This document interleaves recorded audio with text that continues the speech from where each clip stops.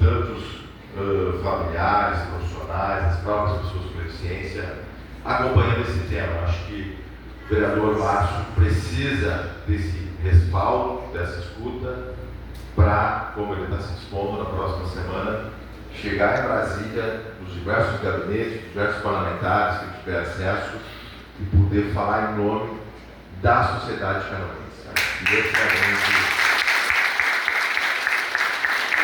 Esse é o gesto que nós estamos sinalizando hoje aqui para o vereador, né? Pedindo a ele, dando a ele essa procuração, vamos dizer assim, para falar em nosso nome por esta pauta muito específica, muito delicada.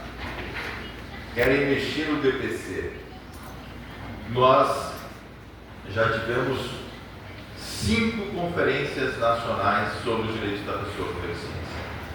Em todas as edições das conferências nacionais, desde 2006, o tema BPC aparece como uma demanda das próprias pessoas com deficiência, das famílias de pessoas com deficiência. Mas uma demanda para quê? Para que ele seja ampliado, como o professor Eli falou aqui, para que a gente consiga avançar, para que não fique restrita a essa condição tão grave de miserabilidade, que é 1/4 do salário mínimo por pessoa na família. Isso já é um rigor muito alto que há mais de década as pessoas com deficiência no Brasil afora, em todo o Brasil, pedem para que aumentem essa margem de renda, essa renda per capita, que não seja tão baixa como um quarto. A proposta de meio salário mínimo já foi inclusive objeto de projeto de lei, de salário mínimo, de 2 salários mínimos per capita. Enfim, o que se conseguiu com muita luta foi que, primeiro, se compreendesse a deficiência como algo não só ligado à incapacidade laboral, não só ligado a uma incapacidade das estruturas e funções do corpo do indivíduo, mas que fosse vista a deficiência, como o Valor já mencionou aqui, uma perspectiva de direitos humanos, de modelo social da deficiência, que é muito mais ampla.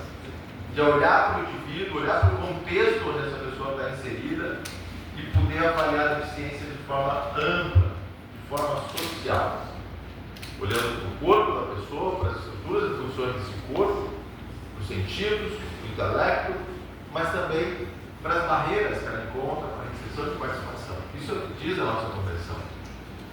E outra luta que nós conseguimos avançar ao longo do tempo é que na avaliação social da deficiência, na construção do BPC, desenvolvida nos últimos anos pelo INSS, se tivesse uma flexibilidade nesse critério renda, que pudesse, que foi um avanço que conseguimos por lei, não computar, ou seja, não calcular o valor de outro benefício assistencial que já tenha naquela família. São 2 pessoas com deficiência na mesma família, ou uma pessoa idosa e uma pessoa com deficiência na mesma família, que é um cenário muito comum, que essa renda de benefício não fosse considerada para per capita, o que melhorou significativamente a concessão do benefício para as pessoas com deficiência. Outro critério é que pudesse desconsiderar nesse cálculo gastos com aluguel, com medicação, tratamento de saúde. Tudo isso foi flexibilizado, o que veio pouco a pouco melhorando a ampliação da concessão do BPC para as pessoas com deficiência do nosso país. Não é exatamente o que nós pedimos nas 5 conferências nacionais, mas de alguma forma foi ampliado. E claro que com isso foi ampliando o número de pessoas beneficiárias do BPC. Hoje no Brasil são mais de 3 milhões de pessoas com deficiência que recebem o BPC em todo o Brasil. Há pouco mais de 5 anos, esse número não chegava a 2 milhões. Então, com esses avanços, nós conseguimos ampliar em 50% o número de pessoas que se beneficiam de um salário mínimo por mês a título de BPC, benefício de prestação continuada. E aí, nós estamos já findando o ano de 2024, já completamos 36 anos da vitória da nossa sociedade brasileira, muito bem relatado, muito nos orgulho aqui da nossa cidadã canoense que liderou esse movimento, para que tivéssemos esse inciso 5º lá no artigo 203 da Convenção, da Constituição. A Constituição que é vista, é dita por todos que é uma Constituição cidadã que respeita os direitos humanos. Nós, pessoas com deficiência, conseguimos ver nossos direitos esculpidos ali na Constituição em vários artigos. Um país que sempre tem nos seus discursos diplomáticos, na Organização das Nações Unidas, na Organização dos Estados Americanos, tantos outros espaços de incidência internacional, a defesa dos direitos humanos. Nós temos tantos gestores públicos, autoridades políticos, eleitos, com o discurso dos direitos humanos. De repente a gente se depara com essa proposta legislativa onde contraria absolutamente tudo que nós construímos e tudo que é dito em discursos. Por quê? E aí vamos falar de forma bem clara aqui, bem objetiva, o que está acontecendo. Não existirá mais que se passar essa proposta uma avaliação considerando o modelo social de deficiência. A proposta é clara, vai considerar apenas a incapacidade para o trabalho. Isso é retrocesso. Isso é o entendimento da década de 90. Isso é antes de termos convenção, antes de termos lei brasileira de inclusão.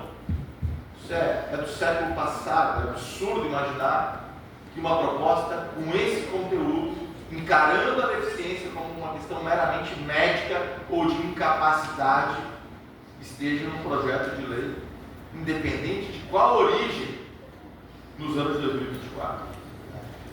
Segundo ponto, deixa claro e mexe no conceito de núcleo familiar para cômputo, para cálculo da renda familiar.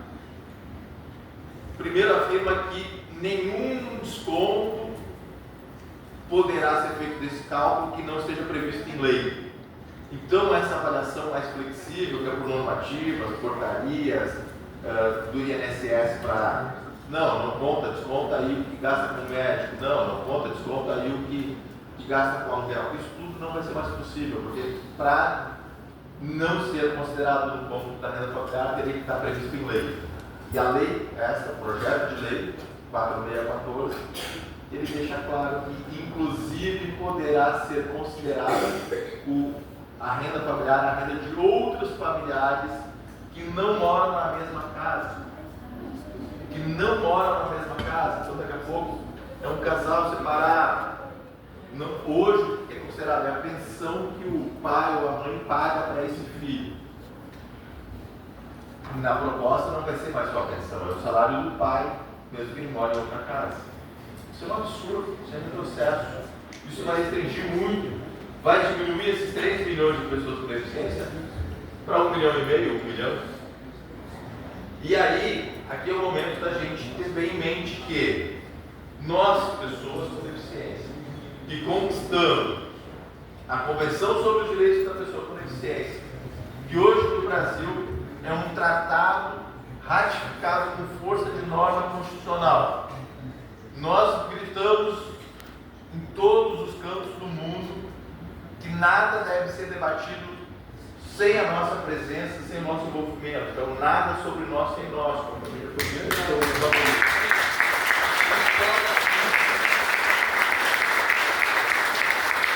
Que isso nos tempos atuais ocorra. Não pode. E eu acho que o exemplo que Canoas está dando hoje, por iniciativa, pelo mandato do vereador Márcio Freitas, pela pronta disposição de todos aqui estarmos hoje, nessa manhã, debatendo esse assunto, para dar essa procuração, volto eu a dizer aqui, o vereador, o Valois, semana que vem, falar em nosso nome, é uma invocação nada sobre nós sem nós. Nós precisamos realmente nos fazer presentes, nos fazer ativos em todos os meios, redes sociais, documentos, abaixo-assinados, é e-mail para deputados, para gestores, porque não temos outra alternativa nesse momento senão fazer o máximo de força que a nossa voz seja efetivamente ouvida.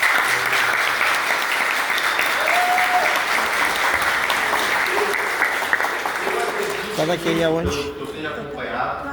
Tá. E aqui, diga-se de passagem, a gente tem que fazer registro. A própria bancada do Partido dos Trabalhadores, do Partido do Governo Federal atual, está se mobilizando, está fazendo reuniões com o Ministério da Economia, com o grupo do governo, está nas notícias aí, dizendo que não tem como passar essa proposta. Isso é bastante esperançador, motiva bastante esperança para nós, mas nós estamos falando aqui de economia. Nós estamos falando de muitos interesses aqui para a sobrevivência do país como um todo. E eu não tenho dúvida, infelizmente, que se para uma saúde da economia do país e para a saúde das pessoas com deficiência, com o mínimo de qualidade de vida que o BPC nos assegura, a escolha nós sabemos qual vai ser. Então nós temos que estar muito alertas, muito presentes e sim, temos que fazer muito barulho, porque para que um governo que se diz defensor dos direitos humanos chegar a uma proposta dessa, é porque a pressão é muito grande e nós temos que fazer com que a nossa pressão seja maior ainda. Então vamos à luta, conte comigo e vereador Márcio, Valoir, quem mais puder, falem por nós semana que vem em Brasília, porque nós precisamos dessa voz ativa lá. Muito obrigado.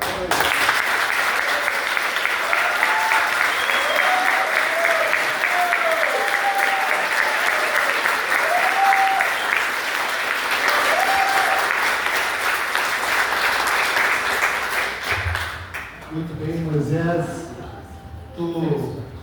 Muito assim esclarecedora a tua fala, Moisés, sempre bem, né? Essa fala muito...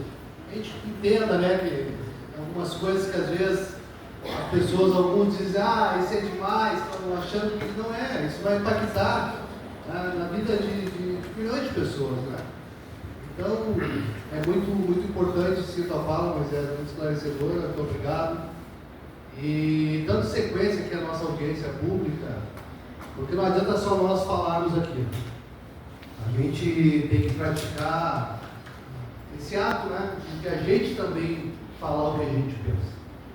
E nada melhor do que cada um, né, que quiser dar a sua opinião, quiser fazer perguntas aqui, ao próprio Moisés, aos demais que estejam aqui, se sintam à vontade, porque o momento é esse.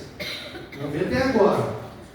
Então, o Chico aqui, nosso amigo, está aqui que vai fazer as inscrições, né, que levantou a mão, já ainda levantou a mão. E aí a gente vai levantando que o Chico vai lá e pega o nome, tá bem? É isso, né, Márcio?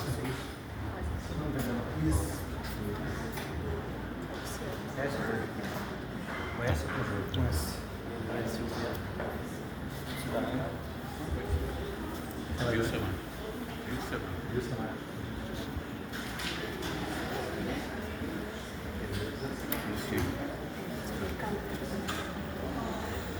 Vou passando aqui pro Jair, a gente se escreveu aqui. Jair, contigo o microfone, fica à vontade.